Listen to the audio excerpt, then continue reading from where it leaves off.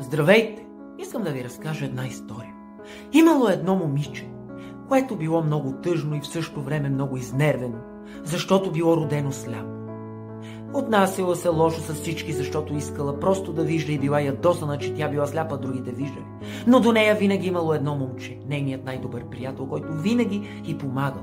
Разказвал колко е красив света, когато била тъжна и успокоявал, когато била ядосана също. Тя си обещала, че един ден, ако прогледне, тя ще отиде с него да види морето, което много искала да види, щяла да се ожени за него и да се щастлива.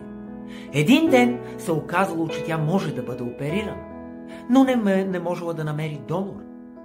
Търсили с месеци, дори години, но нямало донор. Тя се затворила в себе си, спряла да яде, спряла да излиза, почнала да слабее и нещата не отивали на добре. Тогава изведнъж се появил донор и я оперира. Първото нещо, което тя направила, като си отворила очите, да погледне и да потърси къде е нейният приятел. И тогава го видяла и с потрес разбрала, че той също бил сляп. И тогава тя казала: но ти си сляп! Как може такова нещо? Няма да отида с тебе никъде. Няма да се грижа за сляп човек. Аз искам да пътувам, искам да видя свят.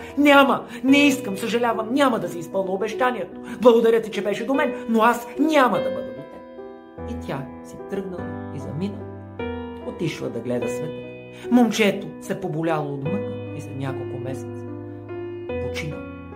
Неговият най-добър приятел се свързал със същото това момиче и казал, че момчето е починало да дойде на погребението. Тя в крайна сметка дошла и когато отиша на погребението, каза: добре, че той умря, той беше сляп. Да живее сляп е нещо ужасно. Добре, че на мен ми дадаха донор, за да виждам. Тогава неговият най-добър приятел не издържал и се разкрещял: ти не разбра ли?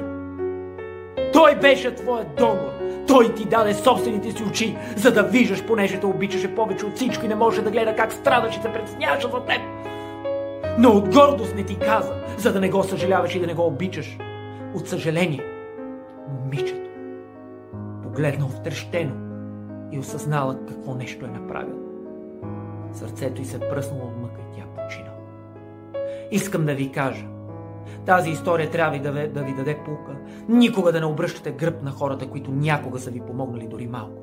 Защото утре пак може да имате нужда от тях. И никога не знаете те през какво са преминали, за да ви помогнат. Може да са преминали през зада, за да ви помогнат и да не са ви казали. Затова бъдете добри с хората, които са ви помогнали. И се обичайте, защото някой ден това от тази история може да се случи на вас и да не си простите.